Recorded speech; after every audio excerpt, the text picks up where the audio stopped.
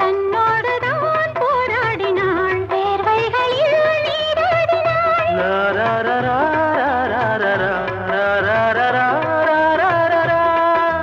அன்பே ஆடை கொடு என அனுதினம் அள்ளிச் சூடிவிடு.